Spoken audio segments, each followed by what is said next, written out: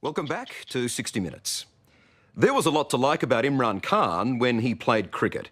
He was a fiery fast bowler and, of course, an inspirational captain for his beloved Pakistan.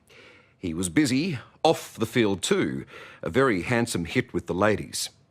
In the 20 years since his retirement from international sport, Imran's popularity has soared. But he's become what he said he never would, a politician who's now in line to become Pakistan's next Prime Minister. And it's a country that could well do with his help. We've all just got to hope that the terrorists or his political opponents don't kill him first.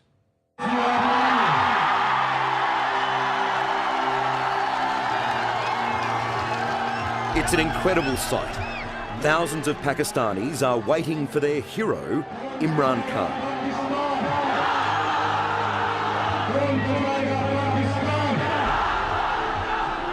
Like a rock god arriving at a sellout concert, Imran's flyover whips them into a frenzy.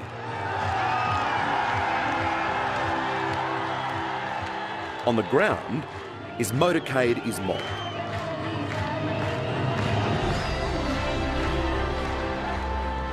Wherever he moves, the fanatical masses follow. I mean, this is just extraordinary. Imran Khan is in that four-wheel drive somewhere under that mass of people.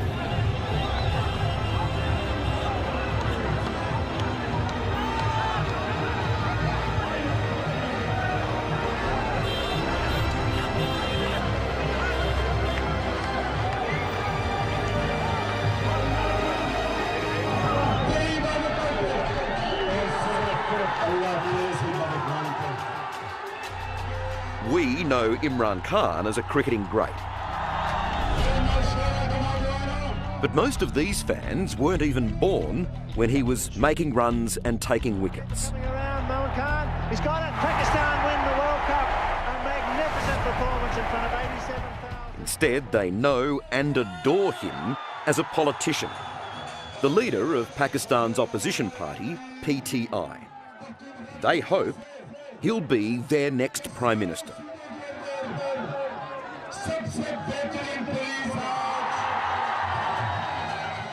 Well, you know, when I was playing cricket, there were crowds. But the crowds now, because of politics, is way beyond anything I had ever experienced. Imran, you know, it's interesting because when 60 Minutes interviewed you some 20 years ago, you said then, I know I'm not meant to be in politics. What changed? I began to realize after a while that if someone like me, who is blessed with everything, who has everything, who doesn't need anything, and has so much love from these people, should I just spend the rest of my life living off cricket and having a very easy life? Or should I try and make a difference? But there's every chance making a difference will kill him. They're on the roof as well. Pakistan has long been one of the most dangerous countries on the planet, and it's next door to another, Afghanistan. There's no shortage of threats. The sniper moves in. But the biggest risk for Imran actually comes from within the corridors of power. 3 shots. Political assassinations are endemic in Pakistan. Is your life threatened here by doing what you do? Well, the Interior Ministry brought out a statement that I was the top 2 targets. The Prime Minister and I were the top 2 main targets. You laugh about that. Well, the point is, I mean, you know, we have this, somehow we have this false sense of security that we live forever. Everyone has to die. It's an unnerving thought. Whenever you're with Imran, he's a prize target. But that's the brutal reality of Pakistan politics. It's a youth revolution, really. Yeah. Imran's main rival is the Prime Minister, Nawaz Sharif, who only just won the election 2 years ago. Imran Khan says the vote was rigged and is now challenging it. Do you think you can run this country, that you can become Prime Minister? I think I'm more equipped than everyone else in this country who's been Prime Minister. Sharif, the current Prime Minister, this is the 3rd time. And each time he comes, him and his family get rich, the country gets poorer. The stronghold of Imran's party is in Pakistan's perilous northwest, and today he's campaigning in Peshawar, which for the past decade has been a front line in the war on terror. Imran Khan, Zindabad! Here, even a simple school visit is dangerous, especially when the charismatically cool Imran arrives, and all attempts at security give way to chaos. Michael, how are you? It's good to see you. I'm going to follow you in. A few months ago, just up the road, 138 young school students were slaughtered by the Taliban.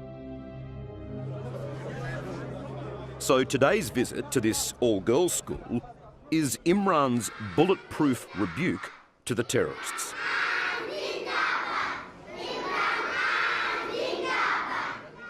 This is important, though, isn't it? Because you have forces in this area that don't want to see girls educated.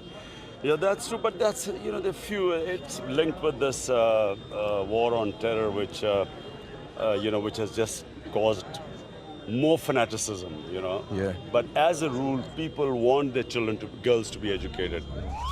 In the past 5 years, there have been 200 suicide bombings in Pakistan. The attacks are mostly carried out by the Pakistani Taliban, who pose a dilemma for Imran because they operate in areas he now controls politically.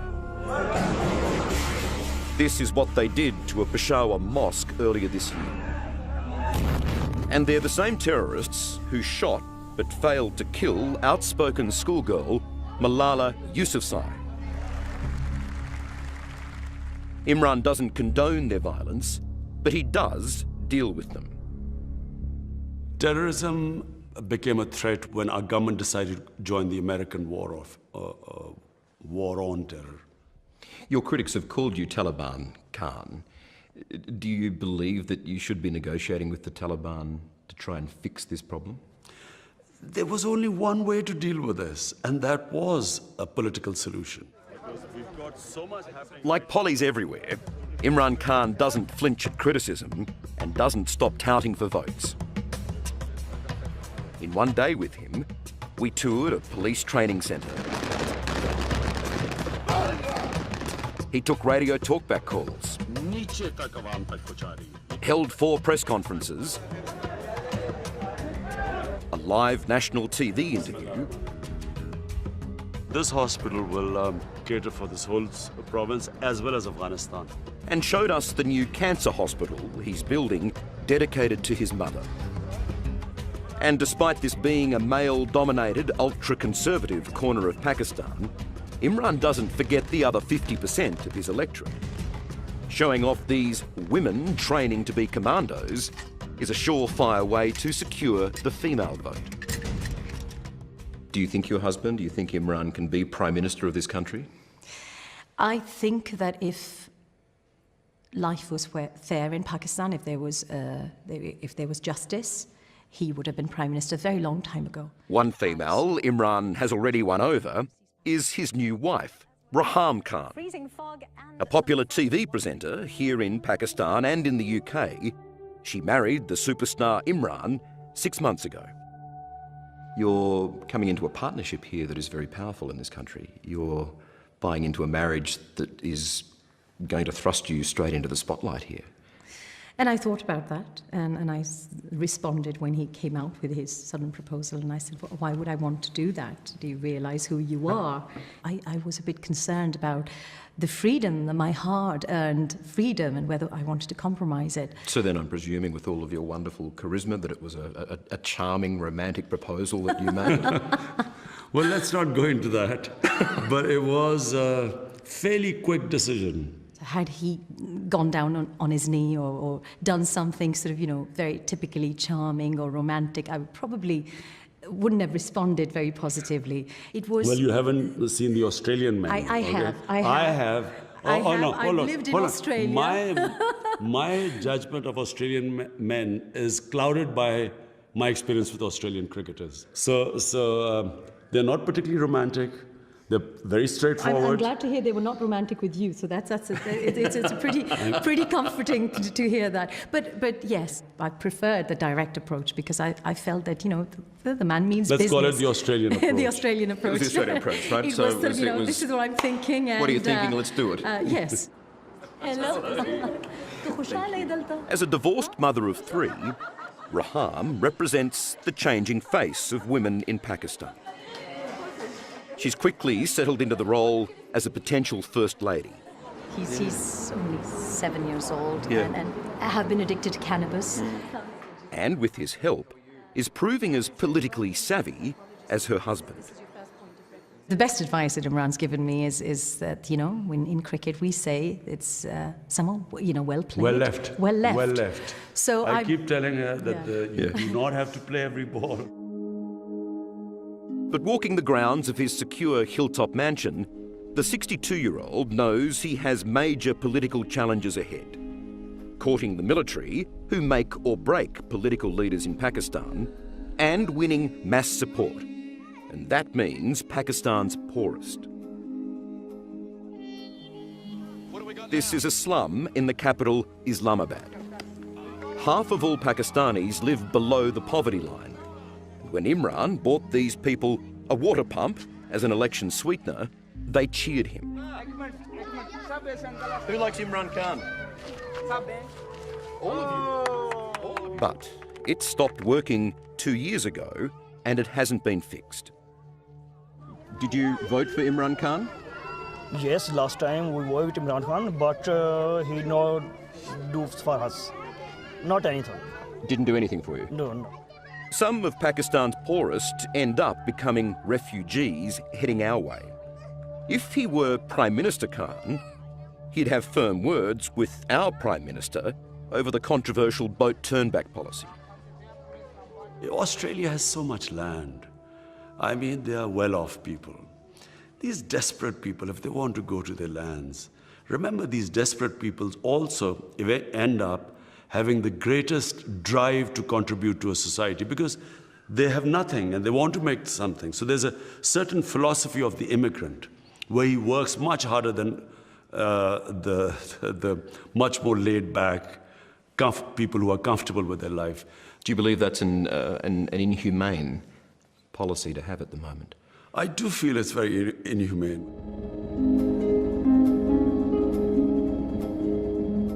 But more votes, not foreign policy, is Imran's focus right now. But I always waited for the day when people in this country would rise up and want to change. And as the sun sets, there's time for one last rally.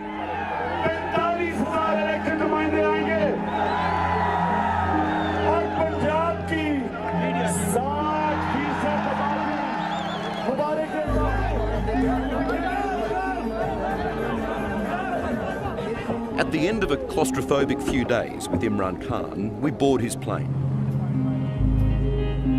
There have been a dozen or so rocket attacks at this airport, so we take off with no lights to avoid becoming a target. When it's safe, the lights come on, and none of it's unnerving when you're sitting next to the calm, confident captain, Imran Khan, who's still determined to smash his opponents for 6. Is it worth dying to make change? Yes, the question is yes. I mean, you're going to die anyway. One thing's for certain, you're going to die sooner or later. I'm 62. You do not let the fear of death come in the way of what you believe is your mission in life. Up next, Isn't that amazing? this Aussie doctor on a very personal mission. I know what it's like to be a parent with a child with a problem. Donating his own time And the heart will start to wriggle. There it goes. to fix broken hearts. Yes, I'm the happiest mum in the world. I never get tired of seeing that. That's next on 60 Minutes. Can't touch this. Oscar and Grammy winner John Legend. Can't touch this. And Oscar and Grammy winner Common. Plus, megastar Justin Bieber's controversial showstopper moment. I think I won. New lip sync battle returns Monday 8:40 on 9. Here's a thought. What if you woke up one day to find you were set for life? Where would you go? What would you do? What would you be? Imagine the moment you realise you've won $20,000 every month for 20 years. And all that lies ahead are possibilities. Set for life. New from Tats. You have a baby on the way. You have to keep talking about your feelings. You have nits. You all have nits. You have breast cancer.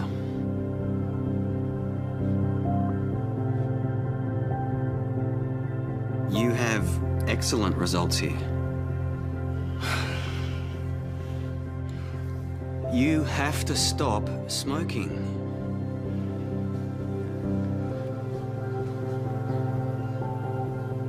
You've lost a great man.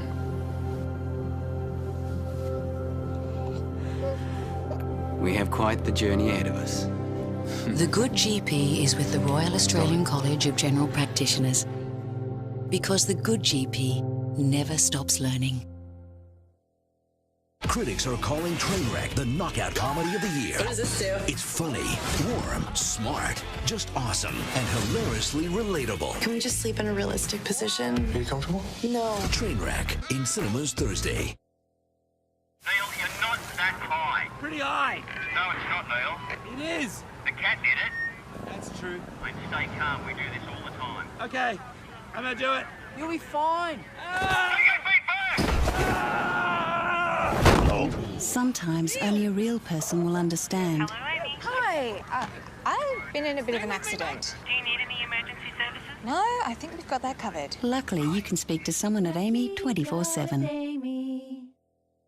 Feel great with GastroHealth. GastroHealth combines 4 probiotic strains to relieve gas, bloating, constipation, indigestion and diarrhea. Help say goodbye to digestive upsets with GastroHealth Daily Probiotics.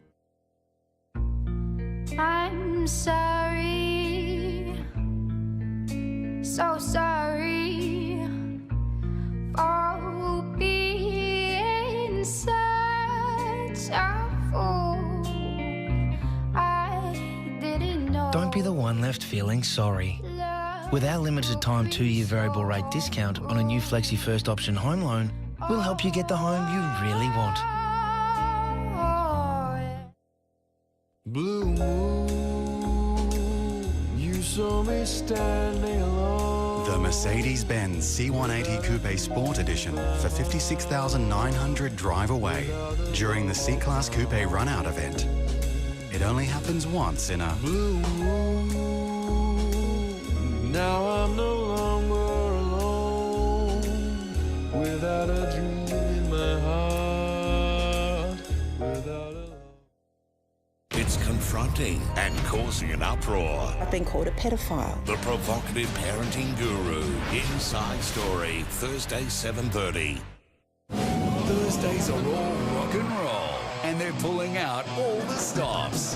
I'm going to go as hard as I can. The Footy Show, Thursday on 9.